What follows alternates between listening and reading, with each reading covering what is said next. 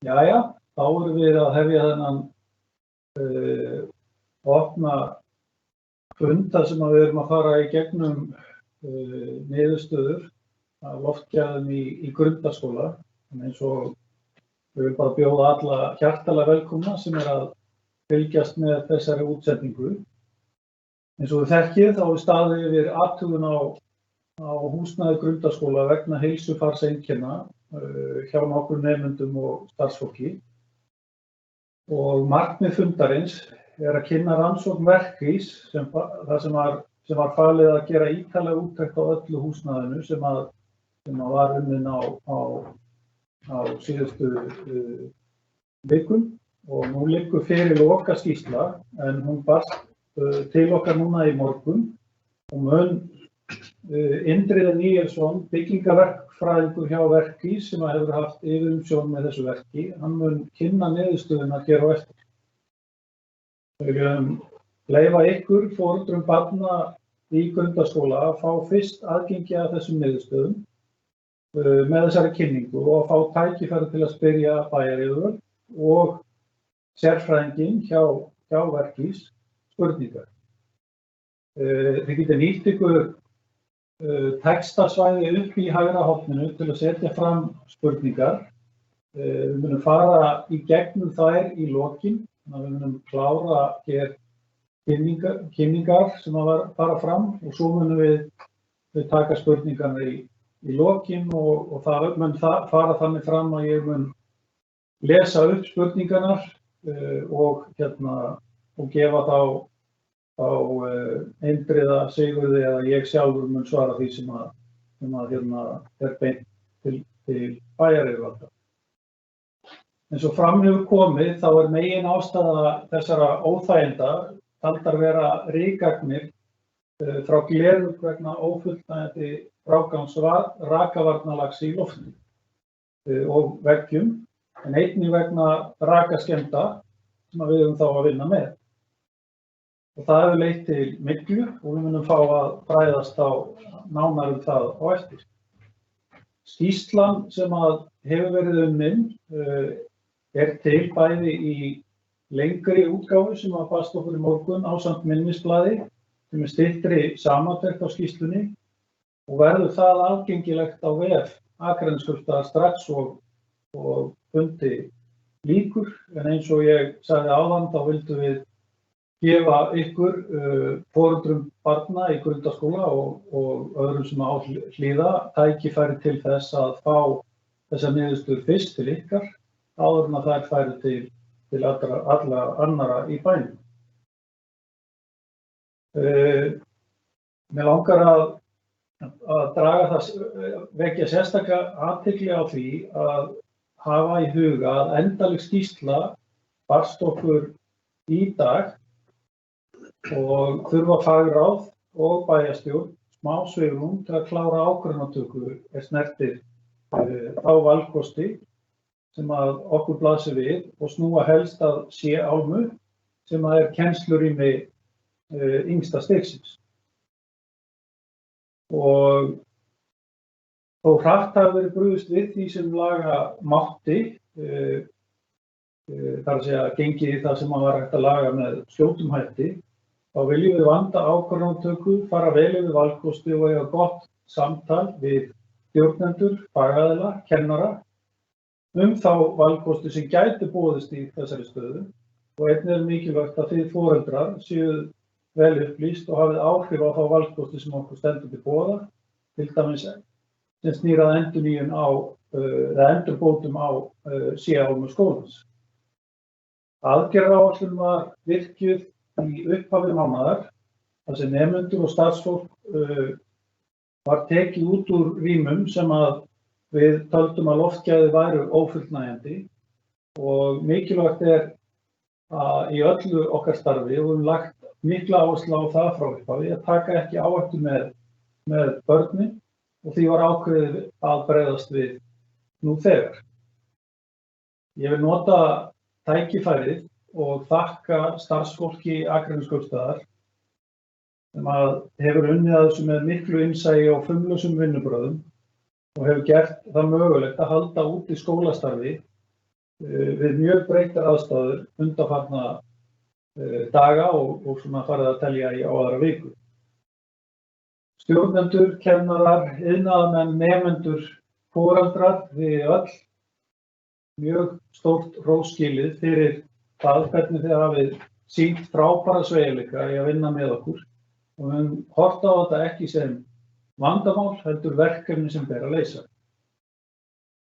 Og áður en ég hleypi Indriða Níelsenni frá Verkís, þá mun Sigurður Arnar Sigurðsson, skólastjóri Grundaskóla, fara betur einmitt yfir þessi vinnubrögð sem ég var að tala og starfsskólans síðustu daga.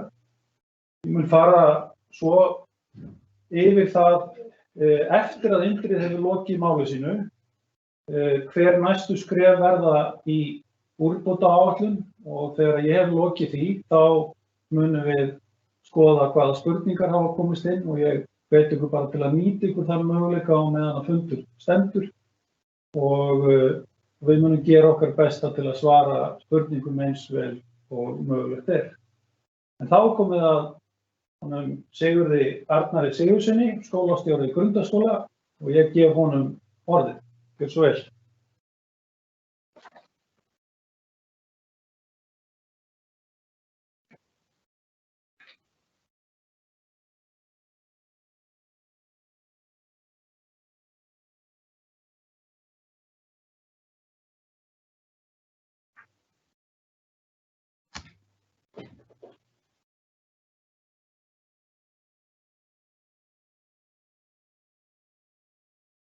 Já, gott kvöld, kæru vinir. Við í Grundaskóla höfum staðið sannarlega í ströngu síðustu dagana og síðustu misserin. Við fáum í fangið, flókið og umfangsmikið verkefni. Því að Grundaskóli, eins og þið vitið, er risastór vinnustaður með ríflega 800 manna, já, ríflega 800 manns sem vinnur þar, nemendur og starfsmenn. Og þau verkefni sem hafa komið upp í þessum húsnæðisvanda eru alvarleg og við mistum út 20-22 kennslustofur sem nú bara eins og meðal íslensku skóli. En þetta er verkefni sem þarf að leysa og allir hafa samanast það og mig langar aðeins til að fara yfir hvað hefur verið gert og hvernig við höfum hugsað það, þannig að allir séu upplýstir, hvort sem þeir eru nú foreldrar í Grundaskóla, starfsmenn eða bara bæjarbúar. Aðeins ferlið, þá var á haustmisseri óskaði skólastjórn eftir því að það fær fram sérstakt úttekt á loftgæðum við Grundaskóla og ástæða þess var að hríð hafði menn haft grunnsemdir að ekki væri allt í lagi og við höfum fengið athugasemdir eða ábendingar frá starfsmönnum og nemendum að eitthvað væri að hrjá þá sem væri ekki eðlilegt og að slíkar ábendingar voru það margar og svo verið rökstuddar að við sáum ástæðu til að skoða það frekar og höfum gert það ítarlega. Og undirbúningur úttektar hófst í nóvember-desember, þá réð bæði sérfræðingur á Verkís verkfræðistofu í málið og skólastjórn jafnframt skilgreindi nákvæmlega hvað við töldum vera að og vildum að sérfræðingar skoðuðu sérstaklega. Fram að þeim tíma hafði skólinn gripið til margvíslegra ráðstafana, slökkt á loftræstikerfi, aukið loftun, þrif og svo framvegis. En það dugði ekki til og úttektin fór síðan fram í vikunni 10. til 16. febrúar og þá komu sérfræðingar í skólann og gerðu mjög vandað úttekt og við í skólanum getum staðfest að það var mjög faglega því verki staðið og allt skoða hátt og lágt og eru mjög sátt með þá vinnu. En það er nú svo spurning hvort við erum sátt með niðurstöðuna því að það var ljóst að grunnsemdir okkar að ekki veri allt í lagi fóru svona að verða staðfestar smátt og smátt og niðurstaðan var að í lok febrúar að það yrði að grípa til róttækra aðgerða og grípa til sérstakra aðgerðaáætlunar til að tryggja öryggi nemenda og starfsmanna. Og í byrjun mars þá var ljóst að við að loka yngsta stiginu eða C-álmunni og strax og eftir þegar að fleiri niðurstöður bárust þá var ljóst að við áttum ekki annarra kosta völ en að loka unglingadeildinni, svokallari B-álmu einnig. Aðgerðaráætlun sem ég vísaði áðan sett upp í 3 þemu. Við hugsaum þetta í 3 hlutum. Mikilvægu upplýsingagjafar til allra aðila. Það hvernig við ætlum að stokka skólastarfið upp þannig að það héldi velli og skólinn héldi fullri siglingu.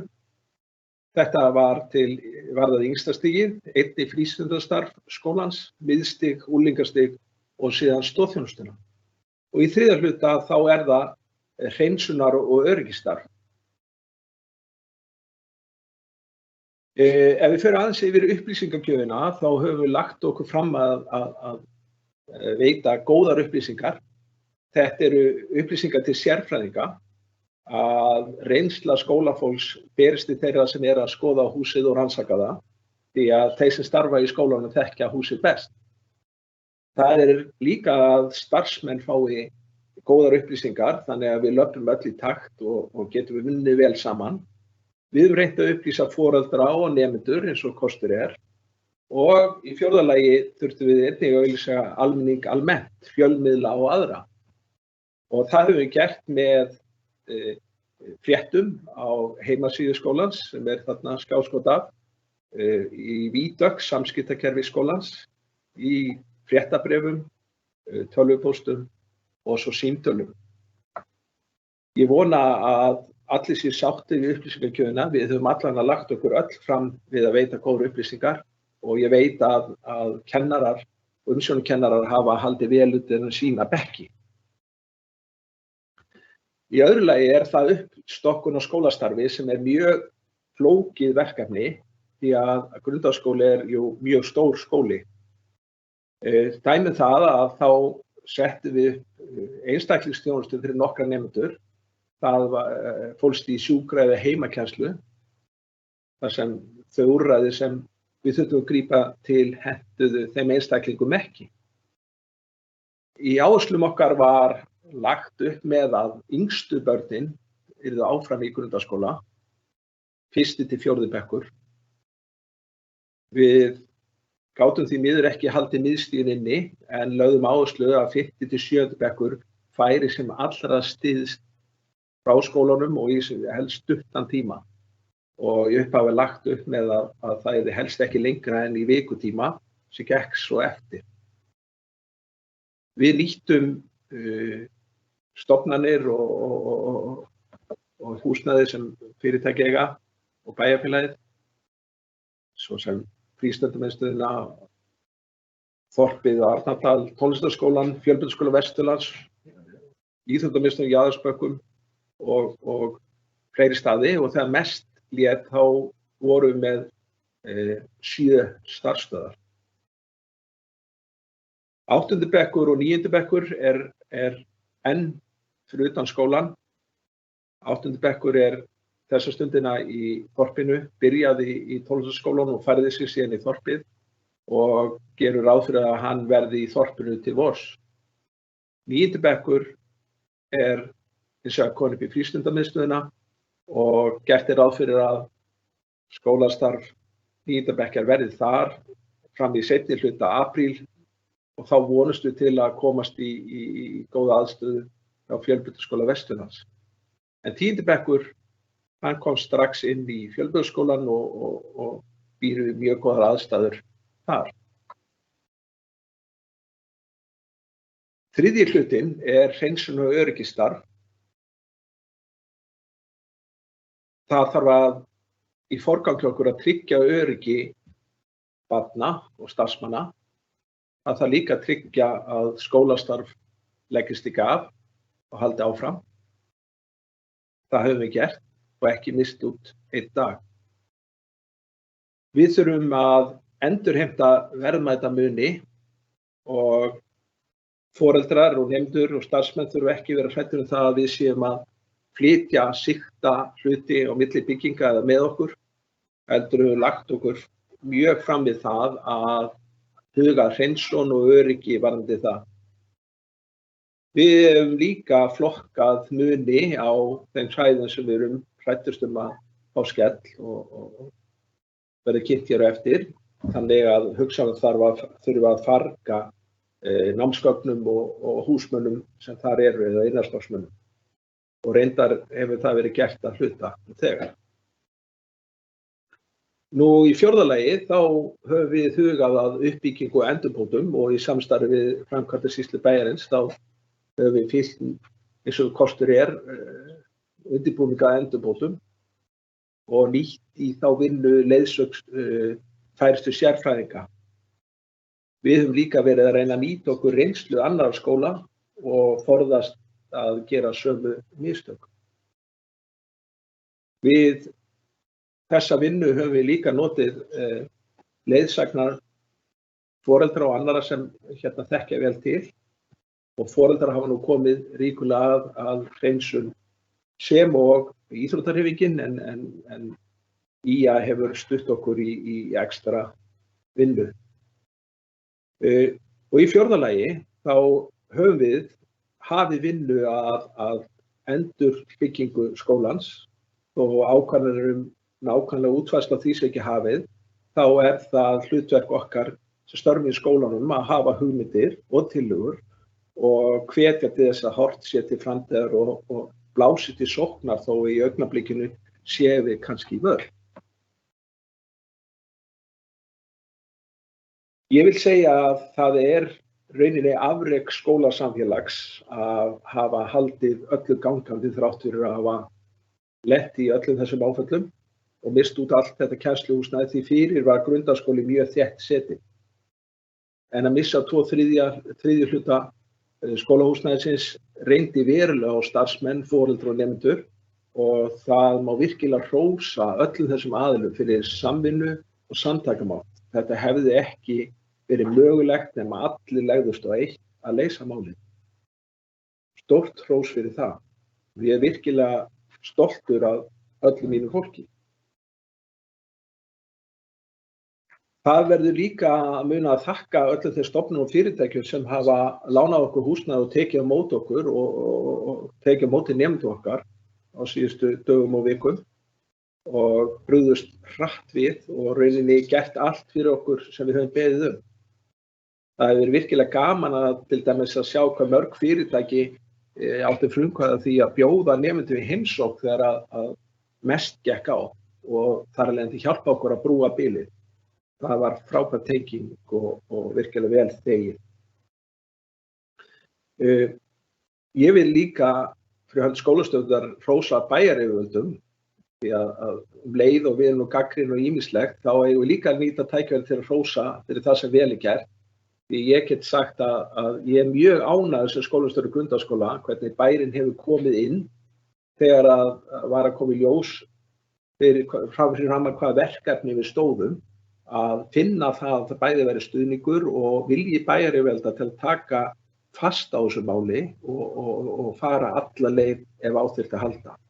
Og fyrir hönd starfsmanna Grundaskóla vil ég þakka fyrir það. Þetta er í rauninni stórt samfélagslegt verkefni að hluta til vandamál en samt í raun verkefni sem við þurfum bara öll að sameinast að leysa. Ég vil enda hérna á myndasyrpu, þessu stuttu yfirferð sem kannski gefur fólki sem ekki þekkir til smá yfirsýn hvað hefur gengið á í Grundaskóla. Og leið þá vil ég hvetja alla til að standa saman í verkefninu og standa saman áfram öflugt skólastarf í Grundaskóla og á Akranesi. Takk fyrir.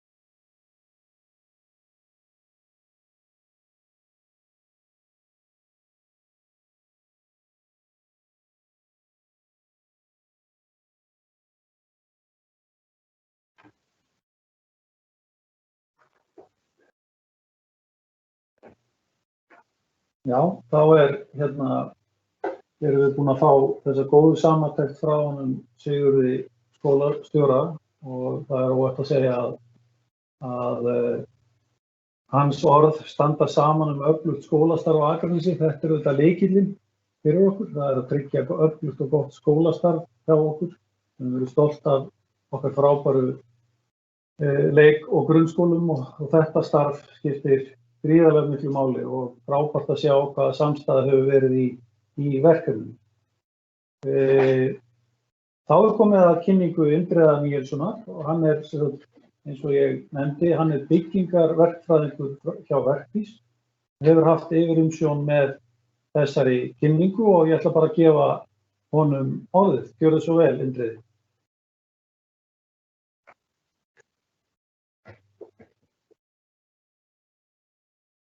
Sæl öll sömul, sjáið þið þetta allt saman rétt? Já, þetta uppi. Þakka fyrir. Flott. Komið sæl, Indriði Níelsson heiti ég og vinn hjá Verkís og ætla að segja ykkur hérna frá verkefninu í Grundaskóla og ég ætla að fara svona almennt yfir þetta. Ég ætla ekki of djúpt í alla hluta en ég ætla svona án þess að flækja þetta mikið, þá ætla ég að segja ykkur hvað almennt í gangi og hvað hefur verið gert hingað til. Það sem sagt þessi kynning sem við förum við núna og þessi byggingaskoðun sem við fórum í og þá sýnatakan og svo almennar upplýsingar til allra sem að hjálpa til við að skilja og túlka þau gögn sem að þau munu nálgast. Tímalínan, hún hjálpar okkur einnig til þess að skilja. Við förum yfirleitt fyrst í grófa skoðun til þess að mynda okkur skoðun á verkefninu til að byrja með. Og í framhaldi af því setjum við upp svokallað rannsóknarplan eða uppsetningu grunnrannsókna. Þegar það hefur verið ákveðið og samþykkt, þá förum við í ítarlega byggingaskoðun. Við kölluðum eftir skoðun og upplýsingu frá skólastjóra. Ég fer betur yfir þetta á eftir. En byggingaskoðunin, þessi ítarlega byggingaskoðun, hún var framkvæmd þessa 3 daga og svo fórum við yfir búið að fara yfir þessi helstu skjöl eins og hann bæjarstjórinn fór yfir áðan. Til aðgreiningar þá mun ég tala þessa byggingarhluta, C-álmu, miðstig, unglingastig og eyjan og stjórnunarálmu. Og þetta fyrsta skref var sem sagt gróf skoðun og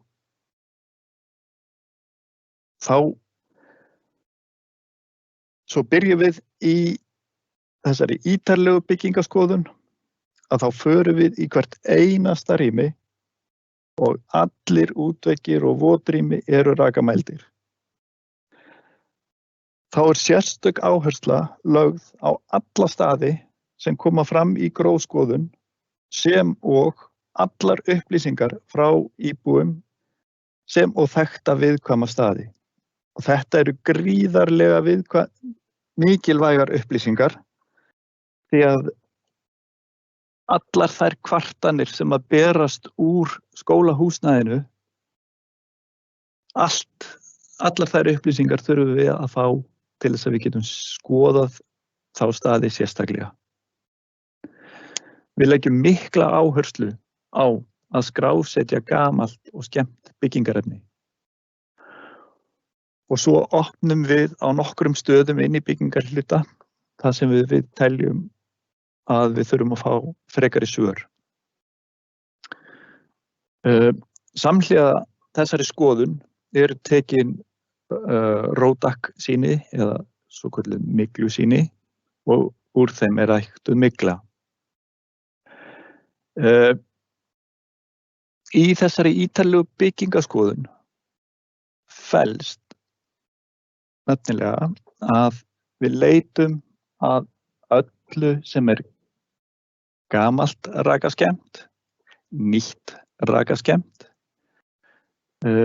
Svo getur það líka verið að við erum að glíma við gamalt byggingarefni sem er hreinlega líftími þess er búinn. Og það er hægt að þjóna sínum tilgangi og það getur farið að skemma út frá sér. Og dettur því í flokkinn jafnvel skemmt byggingarefni. Og svo þurfum við að leita ítarlega líka að því sem er kallað duldir byggingagallar með faldar skemmdir. En það sem er mikilvægast alltaf er að fá upplýsingar íbúa sem hafa óæskileg líkamleg eða andleg einkenni eða óþægindi sem tengja má á einhvern hátt dvöl í rými. Allar svona upplýsingar hjálpa. Nú hætta örugglega sumir einhvern tímann áður en ég klára, þannig að ég vildi bara setja niðurstöðuna hérna strax og ég kem aftur að henni seinna. Þannig að niðurstaðan okkar er sú að töluvers viðhalds er þörf og er sú vinna þegar hafin undir stjórn Akraneskaupstaðar og ráðgjafar Verkís. Miðað við þann fjölda af sýnum sem var tekin, þá er hlutfall hækkaðra gilda ekki hátt eða 17%. En það skal þó tekið fram að það eru ekki tekin sýni á sjáanlega skemmdum stöðum því að þar er sýnataka óþörf. Forskrift Akraneskaupstaðar er að fjarlægja skemmt byggingarefni og gera við samanber athugasemdir skýrslunnar. Nú, fyrsta skref. Þau rými eða svæði sem að mældust eða skoðuðust eða umfang var þannig að þau voru metin alvarlega skemmd, voru lokuð af og rýmd. Þetta voru 2 stofur í B-álmu og lagnarými sem eru þegar komin í framkvæmd og svo C-álma á annarri hæð þar sem að við erum með miklar skemmdir í salerniskjarna.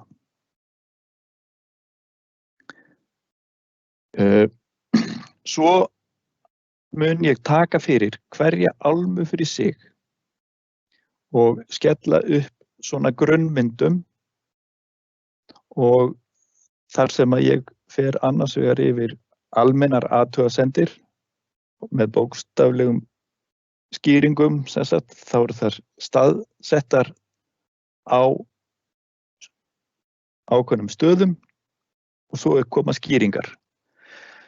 Svo hins vegar eru niðurstöður sýnatöku og þá eru, eins og við sjáum hérna þetta stjórnenda alman hér, að hér eru við, ég er búinn að dreifa niður mörgum sýnum og græni ferningurinn merkir að við séum að fá eðlilega mælingu.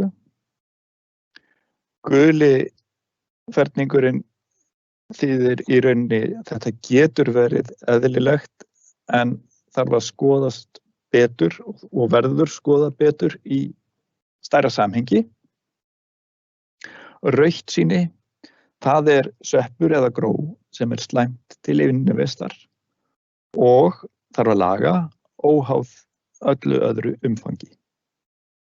Þannig að hér og hér og hér þá sjáum við að við erum með ákveðna staði þar sem að við þurfum að ráðast tafarlaust í. Ég ætla að segja ykkur aðeins frá myglu. Þetta hérna er í myndin í horninu, þetta er lífsringur myglu. Við erum með gró og spora allstaðar í andrúmsloftinu, alltaf, bæði úti og inni. Og þeir lenda á röku yfirborði, þá geta þeir byrjað að spíra og mynda myglu. Með tímanum stækkar myglan og byrjar að mynda gróbera sem í rauninni held og þessir gróberar halda svo áfram og senda nýja spora, gró eða spora í andrúmsloftið og þannig dreifur hún sér áfram. Og þannig er hringrás myglunar. En myglutegundir eru margs konar og þær eru allt frá því að vera eðlilegur hluti sambýlis okkar í það að vera óæskilegar og hugsanlega krabbameinsvaldandi. Og það er þetta einmitt að lenda á röku yfirborði og þetta er ástæðan fyrir því að við skoðum sérstaklega allt skemmt byggingarefni, hvort sem það er. Og þess vegna erum við með votrými, salerni, útveggi, kuldabrýr, við skoðum allt þetta sérstaklega vel í byggingarskoðuninni. Sýnatækan fer þannig fram að þetta sem við notum eru rótakaskálar og þetta eru gró sem að vaxa upp á æti. Og ef að við fáum vöxt á ætið, þá eru sýnin send í tegundagreiningu til Náttúrufræðistofnunar Íslands til að fá úr því skori hverjar tegundar sveppirnir eru. Og næsta glæra, hún sýnir að það sem gerist þegar við fáum gróið er þetta. Þetta lítur ekki vel út, en svona lítur myglu sýnatækan út. Það sem við lesum hérna er að við erum með 1926 myglur, þar af eru 7 gersveppir. Og ef við förum í greininguna hjá Náttúrufræðistofnunina, þá er hægt að þýða hana þannig að megnið af þessum sveppum eru eðlilegir innan hús, en þessi hérna, það er 1 stykki af kúlustríneppu hérna í horninu og ég skrifa hérna til skýringa að hann er svona einkennandi, hægt að finna hann í skemmdri spónaplötu. Þó að í þessu tilfelli höfum við verið að finna hann við dúk. Við erum að fá mikið af kladosporium og pensilum og múkor sveppum því að við erum náttúrulega með mikið af grasi í kring og krakkar og allir að bera mikið af gróum grasinu inn. Þannig að það er mjög eðlilegt að það sé mikið lífrænt álag. En svo ætla ég að fara yfir niðurstöður. Og fyrst er það almennar athugasemdir sem eiga við allan skóla. Mjög víða eru suðuþræðir og góldúkar illa farin við útveggi. Suðuþræðir eru samsetningar dúka eins og þið sjáið hér, annaðhvort á láréttum flötum, í köntum eða jafnvel á lóðréttum flötum. Ef þessar samsetningar verða ófullkomnar, þá fara þær að leka og með því vatnsalagi sem á gólfum þá getur vatn komist í lím sem undir dúkum. Við það getur límið skemmst og jafnvel myglað. Einnig eiga ýmis smádýr greiða leið inn undir og með suðuþráðum, sveppir, öruggt skjól og svo framvegis. Þannig að þetta er hlutur sem við viljum uppræta. Því höfum við fyrirskrifað aðgerðir, endurnýja eða yfirfara dúka, dúkparta eða suðuþræði eftir því sem við á hverju sinni. Þannig að það þarf að fara sérstaka ferð yfir allan útring skólans og ákveða stofu fyrir stofu, skref fyrir skref, hvað á að taka mikið í þessari stofu og svo framvegis. Við rákum einnig augun í það að þar sem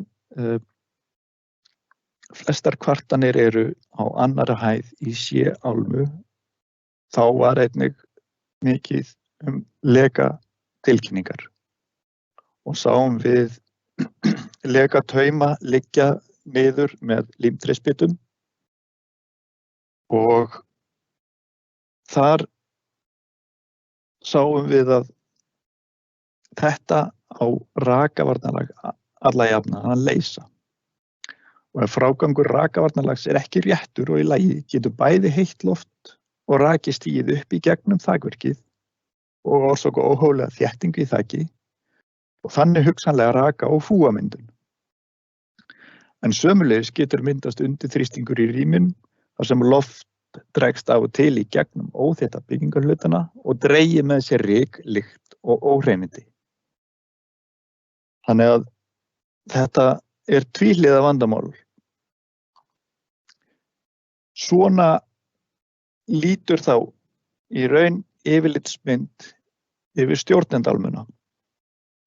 Hérna erum við með 3 skemmd sýni sem þarf að taka til. Þau eru öll aðgreind í löngu skýrslunni og þar er mynd af sýnunum, stöðunum, sýnatökustöðunum og tillögur að aðgerðum. Þannig að sjálfsögðu munum við fara nánar yfir það í fyllingu tímans. Hins vegar erum við hérna með hefðbundnar aðgerðir sem eru almennar athugasemdir og þær eru að það þarf að laga frágangi kringum lagnir að þaki, sömuleiðis lúgu upp í þakrými, skemmdir í sala á vegg, þarf að laga sem fyrst, það er sýnataka óþörf, það er töluverða framkvæmdir og breytinga þörf vegna leka, mælist nú þurrt, það er alls konar svona upplýsingar sem að ég tel að við ættum kannski ekki að eyða tímanum í. Svona þetta unnið skref fyrir skref, hæð fyrir hæð og sýni fyrir sýni. Hérna á Sé-Álmu í 3. hæð sáum við einnig að við vorum með vandamál í rakavarnalagi sem að skýrir væntanlega vandamál sem að eru neðar á Sé-Álmu í 2. hæð að einhverju leyti jafnvel. Hérna sjáum við svo 2. hæð og þar sem að við höfum flestar kvartanir frá þessari hæð, þá tökum við einnig flest sýni hér eins og þið sjáið. Og miðað við mína áætlun að þetta sé mest allt vegna skemmds rakavarnalags, þá ég ekki að draga neitt yfir það að blái hringurinn hérna salerniskjarni sem þarf að fjarlægja. Hérna inni mygla og bara benda sérstaklega á það að hérna rétt fyrir utan þá mælast sýnin hrein. Og það ég er ekki að segja það að við séum ekki að sjá myglu. Þetta segir bara okkur það að gróin séu ekki á þeim stað sem við mældum. Og ef við lítum nú bara á þennan stað inn í salerniskjarnan þar sem að margir voru búin að vera kvarta og við fundum strax fúkalykt, þá sáum við strax að frágangur var orðinn lasinn og hérna erum við komin í raun inn í vegginn og hérna sjáum við niður leka taumarnir skila sér hérna niður og þeir sitja fastir hérna. Og hérna nærmynd af því hvernig þetta lítur út þegar að spónaplata notuð í innvegg á salerni.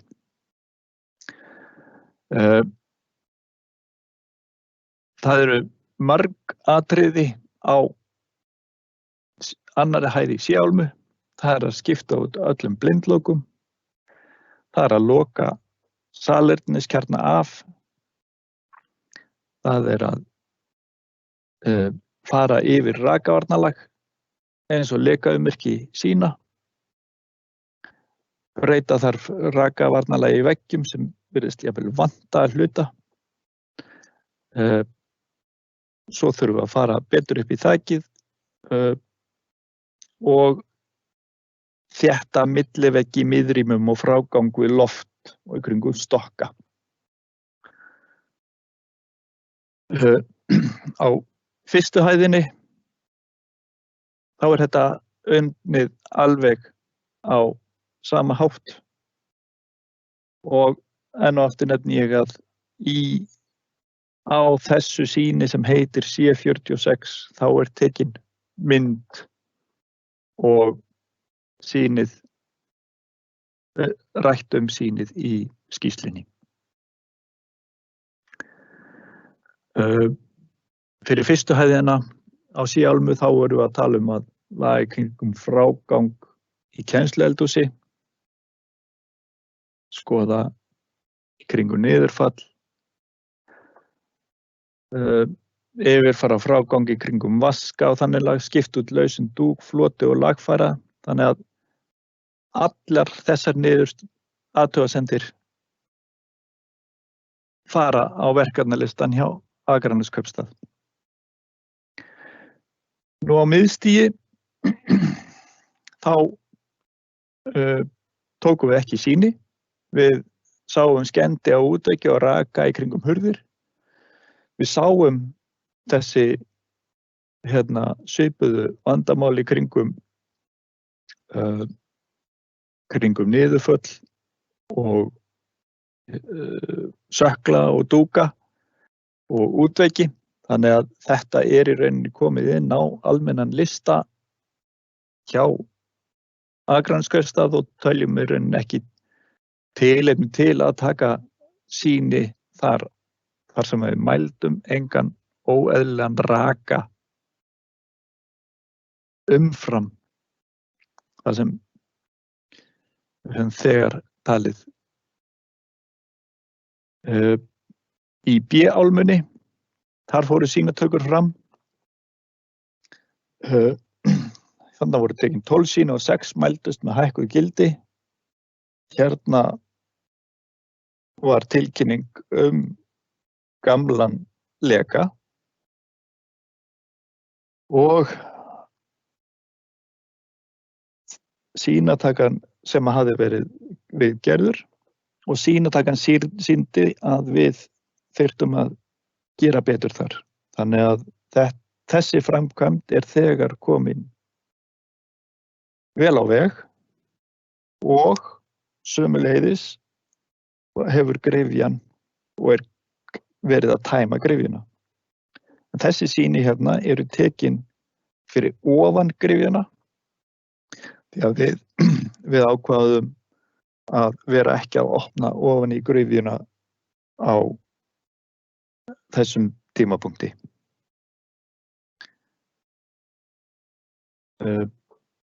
Sama hátt, það eru viðgerðir á úthornum, viðgerðir á skemmdum. Þetta fer allt inn í lista hjá Akraneskaupstað og atriði eins og gamall frágangur í kringum vaska.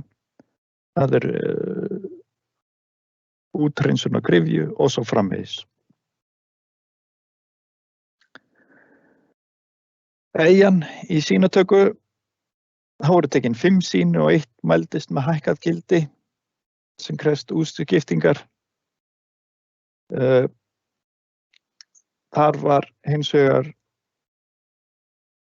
bakvið það eru MDF listar þar á gólfum og því þarf að skoða allan gólffrágang þar þegar við tökum þá lista í burtu, bæði á bakvið MDF listana og undir þeim því að þeir soga að sér vatn og halda því án þess að skemmast mikið en þeir halda vatni og þannig að afleiðingarnar geta verið slæmar.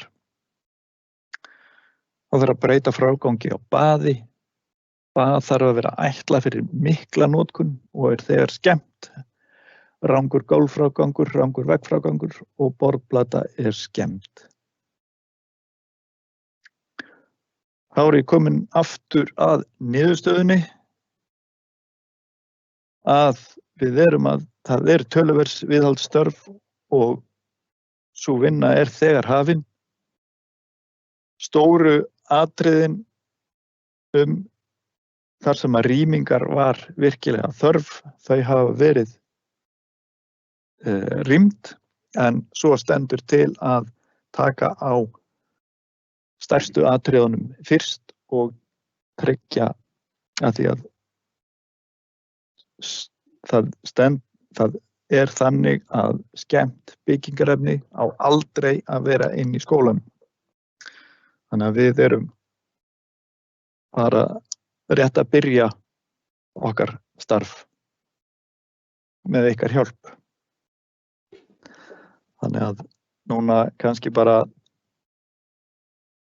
ég reyndi svona að hlaupa yfir þetta en kannski ef að einhverjar spurningar vakna þá svara ég þeim í fyllingu tímans. Þið takið þá bara á það. Já. Ég vil byrja á að þakka þér Indriði. Ég kannski fæði til þess að setja glærukynninguna aftur upp rétt og eftir, bara þannig að ef að koma spurningar til að þá að þá getur sýnt aftur inn í kynninguna. Já, mér langaði svona að koma næst sem þá svona síðasti hlutin í þessari yfirferð hjá okkur áður en við förum í spurningarnar.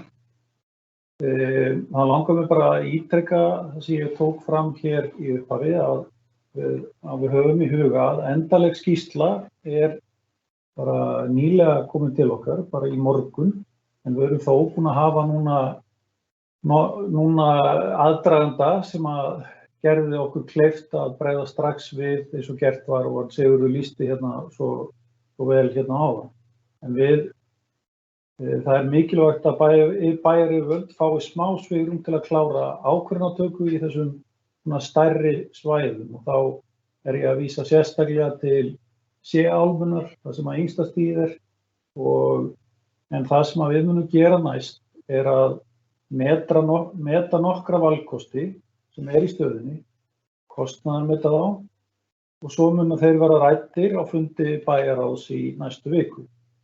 Og hver sem valkostur, hvaða valkostur verður valinn, þá verður tryggt að börnin, nemendur, starfsfólkið, fara inn í umhverfi sem við teljum öruggt og bætt hefur verið úr ófullnægjandi loftgæðum. Það ekki valkostur að gera ekki neitt og það ekki valkostur að hleypa fólki inn í óheilnæmt húsnæði. Það heilmikið búið að gera núna á þessum tíma sem við erum búin að starfa. Það búið að ráðast í ýmis verkefni og búið að rusla út og koma starfsemi í rauninni aftur af stað í sumum rýmum og hefur þetta verið allt saman unnið eftir góðri leiðbeiningu frá verkís. Það varðar það hvernig við förum í verkið og þá kemur til álita að áfangaskipta verkefninu en það svona nánari útfærsla og þetta þarf allt saman að vega og meta út frá því að við þurfum að tryggja að skólastarf gangi vel til framtíðar. Og þá auðvitað kemur til álita hvaða starfsemi verður inn í C-álmu skólans til dæmis í haust. Bæjarstjórn vill gera þetta vel en ekki stendur til að ana út í verkefnið án þess að hugsa það vel. Ljóst þó að þetta það umfangsmikil aðgerð sem við erum að fara í og þá ég sérstaklega að vísa aftur í C-álmuna að þetta mun þýða breytingar á fjárhagsáætlun bæjarins í ár. Og við munum leggja okkur fram við að hafa upplýsingagjöf skýra ákvarðanir þegar að það liggja fyrir og svo langar mig að fara næst í spurningarnar.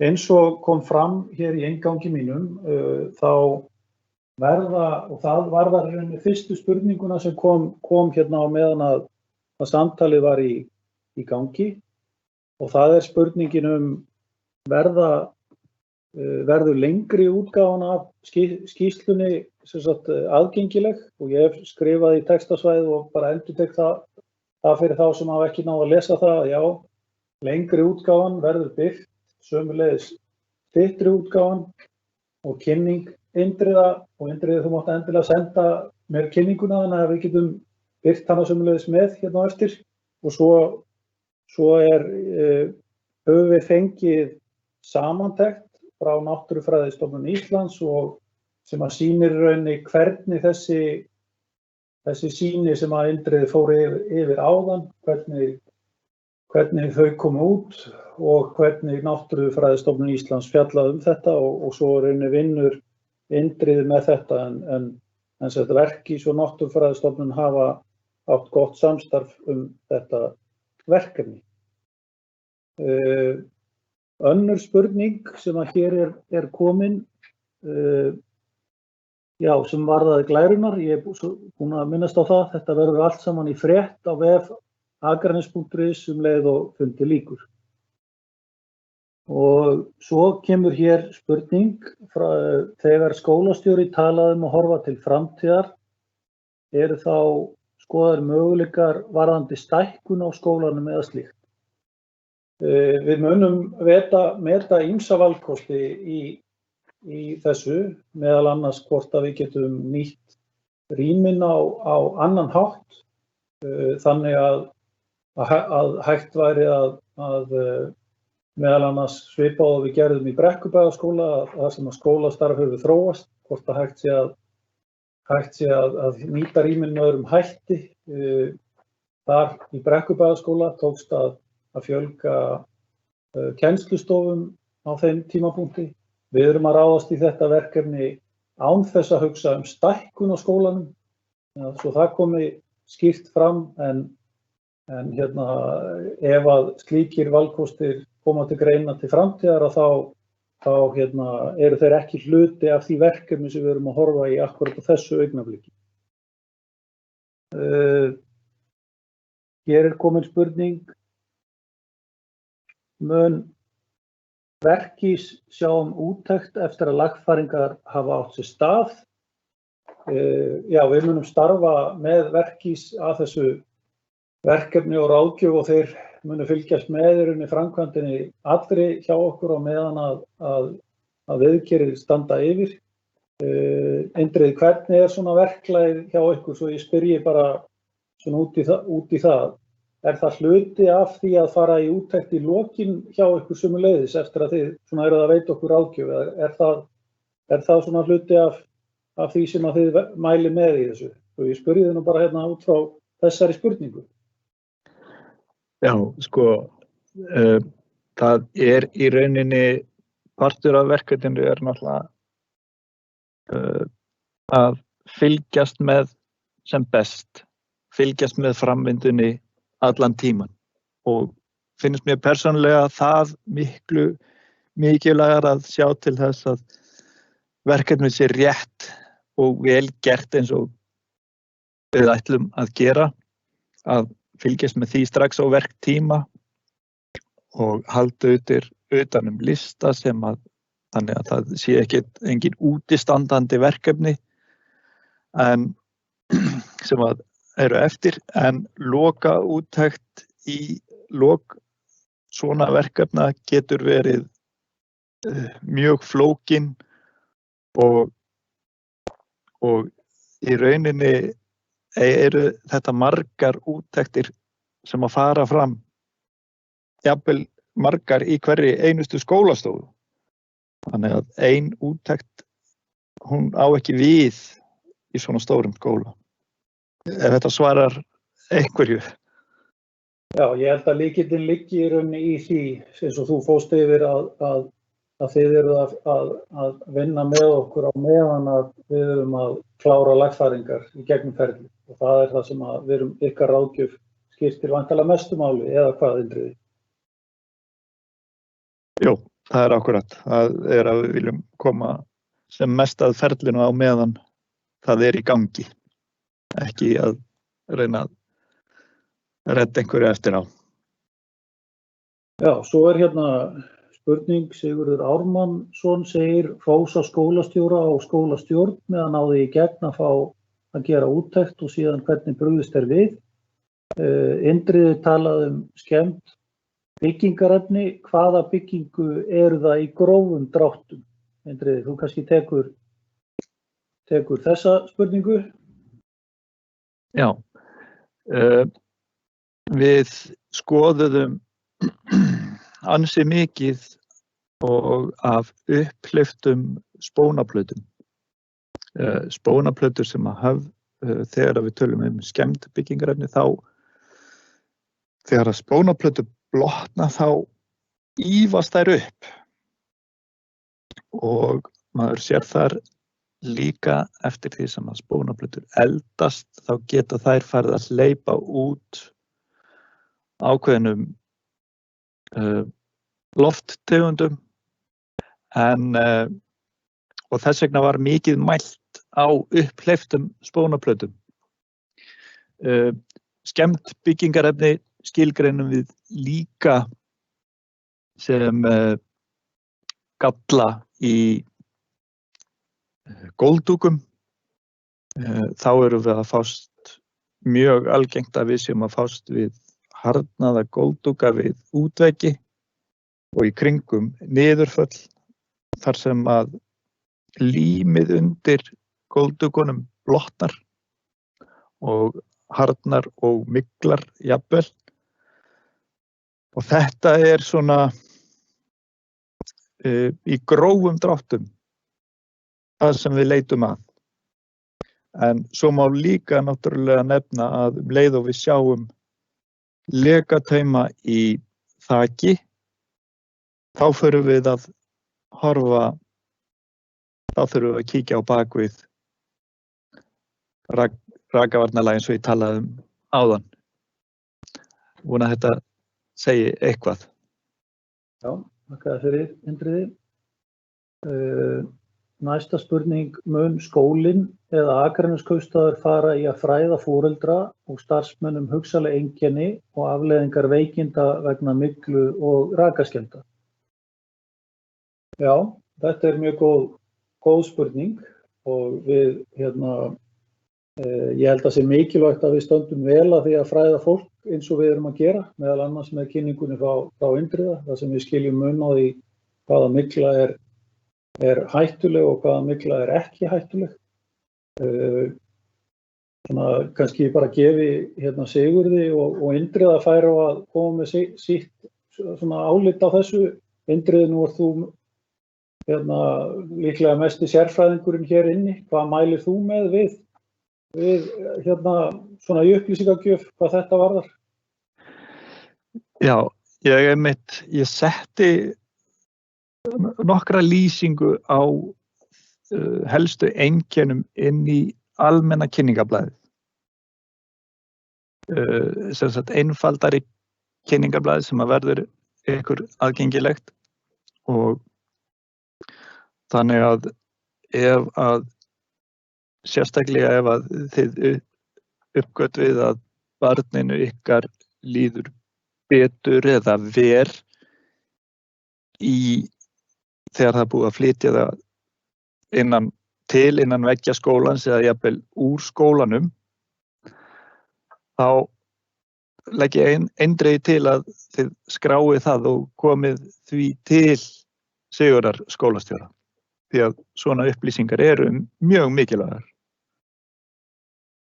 En við endilega ef að þið óskið upplýsingar þá bara endilega að skrifa til okkar og óska eftir svörum.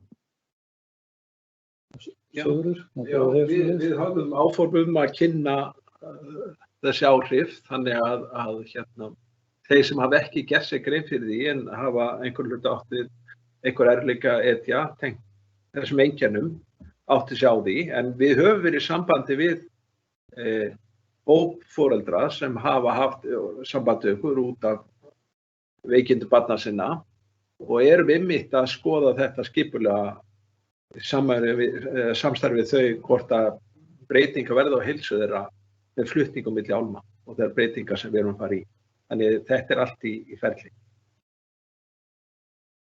Já, svo hérna spurning, grundaskóli ekki sprunginn og kominn tími á nýjan skóla?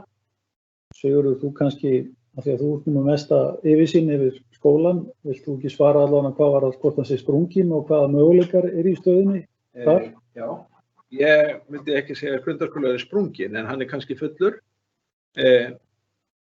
Valkostin sem við stöndum fyrir öll, bara sem bæjarfélagar að hugsa hvernig skólaskipulag viljum við hafa. Það ekki nóg að hugsa það er svolítið auðvelt að segja að byggja bara nýjan skóla. Það er mjög erfitt að starta skóla. Og bæði þarf ákveðinn fjölda til, bæði til þess að skólastarf verði blómlegt. Það þarf líka að hugsa í hvað ætlum við að veita peningunum. Og hvernig skóla viljum við? Ætlum við að hafa trjáskóla heilstæða 1. til 10. bekk eða ætlum við að stofna yngri barnaskóla? Ætlum við að hugsa að það geti orðið eitthvað svona samblanda leikskóla, nýju leikskóla og vísi að nýjum grunnskóla? Ég held að það sé alveg komin tíma á það að fara að undirbúa og við erum náttúrulega byrjuð að undirbúa það. hvaða skref tökum við næst samfara stækkandi bæjarfélagi og við í Grundarskóla erum náttúrulega að huga að þeim endurbótum sem eru vonandi í farveginum og nauðsynlegar með það eins og bæjarstjóri sagði að nýta okkar byggingu betur og hannana, þetta 40 ára gömul bygging og hentar ekki nógu vel miðað við nútíma kröfur, þannig að með breytingum hugsanlega kemst mun betra flæði í byggingu og betri nýting heldur en hefur verið, auk þess sem fyrirhugaða Grundarskóli taki yfir Garðasel sem nú á lóðamörkum okkur og mun færast síðan yfir til okkar og frístundin mun flytja og hugsanlega fyrsti bekkur mjög líklega og þá mun aðstæður Grundarskóla bætast töluvert. En enn og aftur þá held ég að þetta sé bara umræða sem foreldrasamfélagið, skólafólkið og rauninni allir bæjarbúar þurfa að taka. Hvernig skólasamfélag og hvernig skólauppbyggingu viljum við hafa. En jú, Grundarskóli þéttsetinn, mjög vel þéttsetinn. Það fyrir Sigurður. Já, næsta spurning hvernig verður eftirliti háttað í framtíðinni svo skólinn fari ekki í þetta ástand aftur? Og ef ég byrja bara á að svara hér og svo gef ég Indriða aðeins orðið aftur líka. Það auðvitað gríðarlega mikilvægt að hluti af því að vinna með svona framkvæmdir, að fólk sé frætt í því hvað ber að varast í þessu. Þannig að ábendingar það hvaða til dæmis bólgur eða á byggingarefni eða annað sem að getur gefið okkur til kynna. Þetta ekki endilega eitthvað sem að fólk frætt dagstaglega, en við höfum mjög mikinn áhuga á að eiga virkara samtal það að fá upplýsingar þannig að við getum brugðist hraðar við þegar það á við og þetta hefur unnið grettistak á bænum í því að fara í viðhaldsaðgerðir á síðustu 18 til 24 mánuðum og meira fjármagn verið sett í viðhaldsframkvæmdir og þetta tvennt þarf auðvitað að fara saman. En Indriði, ég hef þér aðeins orðið bara svona hvernig sem fagmaður af því ég nú ekki með fagfólk Akraneskaupstaðar inn á sem hefur rauninni með þetta að gera hjá okkur inn á þessum fundi, en hvaða svona almennu ráðleggingar gefur fólki til þess að tryggja það að eftirlit til framtíðar sé gott? Þetta mjög góð spurning og í rauninni breytir þetta í rauninni því hvernig við hugsum byggingarnar, ekki bara skólabyggingarnar heldur byggingarnar heima hjá okkur alveg öllu líka. Því að við þurfum öll að vera vakandi fyrir því hvernig húsnæði við búum og við erum öll ábyrg fyrir okkar húsnæði og ég veit að Akraneskaupstaður ábyrgur fyrir Grundarskóla en við þurfum að það þarf að setja upp einfaldar árlegar úttektir sem að geta þess vegna verið framkvæmd af starfsmönnum bæjarins með ákveðinni þjálfun. Þá á þetta að vera tiltölulega lítið verk að skrá athugasemdir í svona þessum helstu mannvirkjum bæjarins. Þannig að það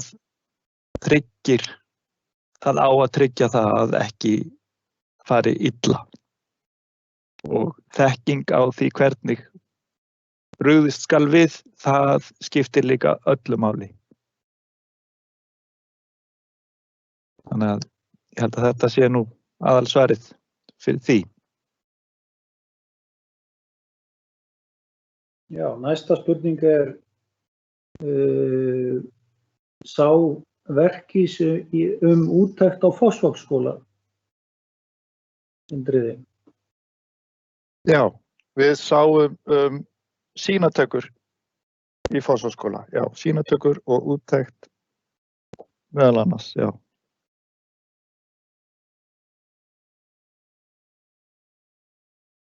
Já. Sigurður Ármannsson spyr, ætlun að fá verkís til að gera úttektir á öðrum byggingum bæjarins? Þeir virðast gera þetta af miklu mannviti. Já, ég get upplýst það að við höfum þegar átt samtal við Indriða það að fara í fleiri verkefni þar sem við viljum skoða byggingar hjá okkur og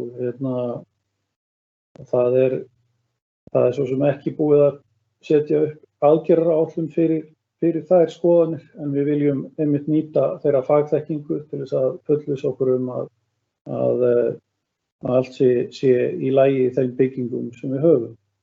Indriði, vilt þú bæta eitthvað við þetta eða er ég búinn að svara þessu?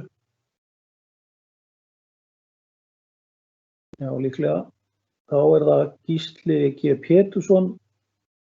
Hvenær er von á því að öllum úrbótum verði lokið?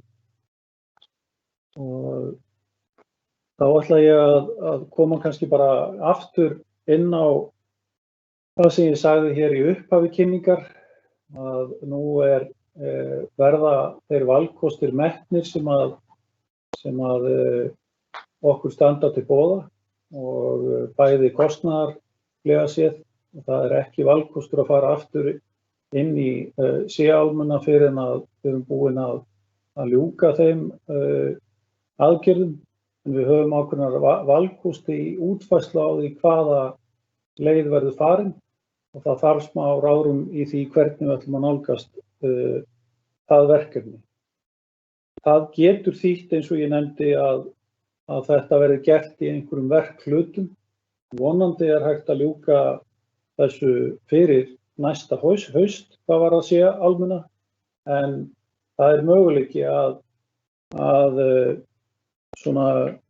þurfi að áfangaskipta þessu, þannig að einhverju hlutar muni klárast töluvert síðar.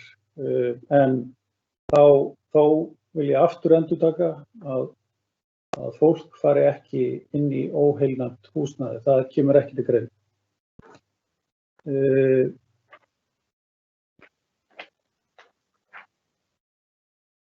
Svo er það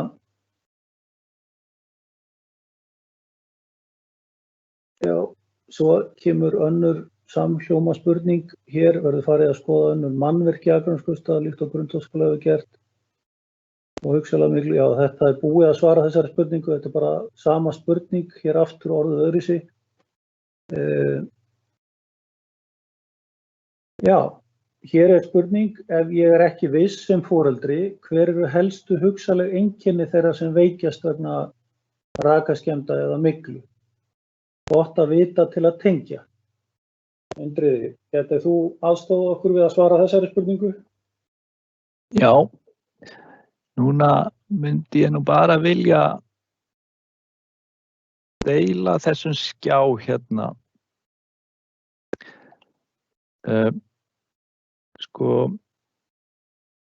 Regla númer 1, að ef þú ert ekki viss, Indriði, skjáður er ekki komin upp hjá þér?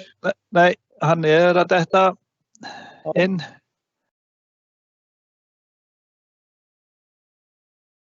Svona. Allavega, mín ráðgjöf að ef að þú ert ekki viss, þá skaltu fara til læknis. Hérna, þetta er í rauninni þessi almenna kynningarblað sem að ég er með svona almennar upplýsingar og ég fór yfir áðan aðeins. Og hérna er ég með svona nokkur orð áhrif á líðan fólks. En einkennin, sjáuð þið þetta, einkennin eru mjög einstaklingsbundin, en þau flokkast sem ofnæmi, erting eða jafnvel eitranir. Þau eru oftast tengd efri hluta öndunarvegar, til dæmis astmi, erting í augum, stíflur í nefi, hósti eða kvefleg einkenni. Í rannsókn á sjúklingum með þrálát víðtæk einkenni kom í ljós að blanda af sumum myglusveppum gæti haft slæm áhrif víða líkamann.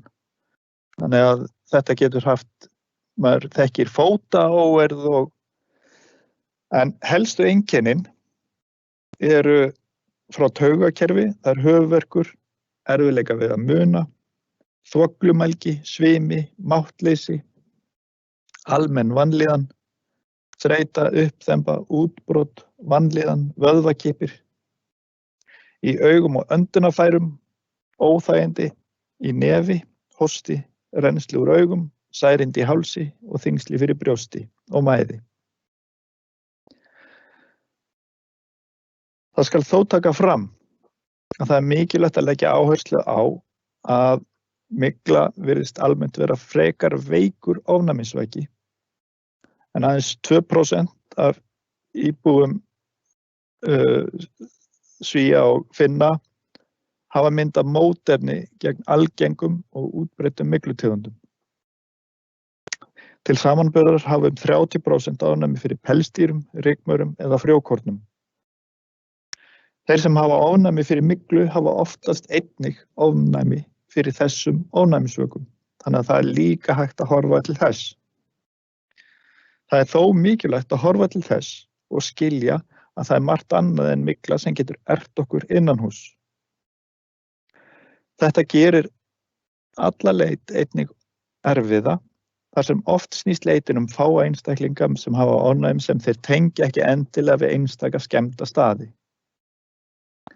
Svo fer ég yfir hvernig vandamálin komu upp og svo getur þetta náttúrulega líka ekkert endilega verið tengt skólanum, heldur getur verið að foreldrar þurfi að kíkja í kringu sig heima líka og það geti leynst skápur upp við vegg sem að er svartur á bakliðinni eða eitthvað þannig. En ef að þið eru í vafa þá endilega kynnið ykkur þessar almennu upplýsingar. Þó þetta hljómi ekkert endilega mjög vel, þá er þetta svona eins og að lesa allar aukaverkanirnar á lyfseðlinum og þá heldur maður alltaf að maður fái aukaverkanirnar kannski frekar og þetta eru víðtæk einkenni en ekki vera í vafa börnin ykkar og vona þetta rjáttlist af þeim. Ég hvet ykkur frekar til þess að leggja af stað með hjálp Sigurðar til þess að reyna að finna lausn á einkennum barnanna. Vona þetta hafi svarað spurningunni. Þakka þér fyrir, Indriði. Þá er það næst. Ég vil þakka Sigga Arnari skólastjóra fyrir frumkvæði þessu og Akraneskaupstað fyrir að taka þetta alla leið. Heilsa fólks er í fyrsta sæti. Heilsan er dýrmætari en peningar og steinsteypa. Það er virkilega gott innlegg, það er ekki spurning í þessu, ég þakka fyrir þetta. Hér kemur önnur spurning, er óhætt að flytja hluti úr sigtum byggingum grundaskóla og hvernig verður þá staðið að því? Indriði, þú kannski gefur okkur innleggin í þetta? Já. Allavega ef við, ég ætti nú kannski að sýna ykkur hérna aftur.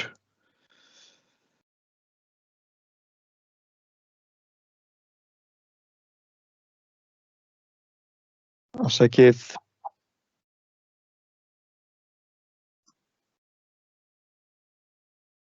Að ég ætla að taka hérna sem dæmi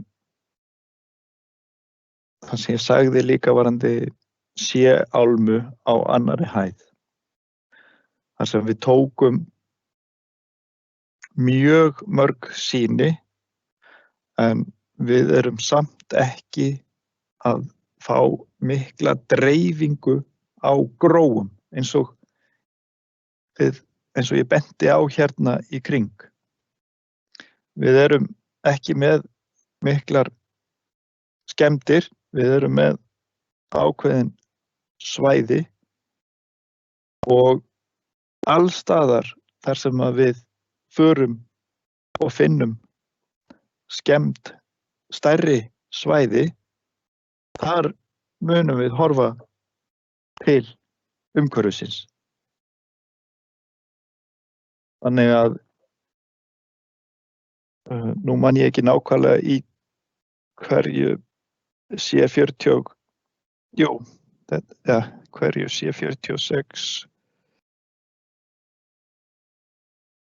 þetta var, ég man ekki alveg nákvæmlega hvað sýni þetta var, en þetta verður að horfast í... Þetta var við baðvask, hérna. Já, það verður að horfa líka með tillit til þess hve djúp þau eru og hvort það sé yfirleitt hægt að hreinsa þau. En svo þurfum við líka að meta til þess hvað erum við með viðkvæma nemendur og þá getur hreinlega verið tilefni til þess að fara í frekari sýnatökur á einstaka stólum eða gljúpum efnum eða hvort það hreinlega borgi sig að fara strax í endurnýjun. En venjulegur hörð plastefni og slíkt, allt slíkt er hægt að þrífa. Takk. Já, þetta er síðasta spurningin sem að hefur borist. Útsendingarstjóri, þú kannski staðfestir að það sé rétt. Já, það er ekki fleiri spurningar sem hafa borist. Indriði, Sigurður, er eitthvað sem þið viljið segja að lokum? Nei, bara ítreka það sem ég sagði áðan að við sameinumst öllum að leysa þetta mál og finna góðar lausnir á því verkefnum sem við þurfum að leysa. Ég er full að trúa að við getum það. Við þurfum bara að vanda okkur og gera þetta vel, ekki vera með eitthvað hálfkák. Indriði? Já, bara sammála því, fyllilega. Já, ég vil taka undir þetta og vil sömuleiðis þakka fyrir góðar spurningar. Það voru, þegar mest var 80 manns sem að tóku þátt í fundinum og vil ég þakka öllum fyrir sem að hlustuðu á fundin og þeim sem að lögðu fram spurningar. Þetta er mikilvægt mál og viljum vanda okkur og við lokum þessari beinu útsendingu þar sem við fórum yfir loftgæði Grundaskóla og góða nótt.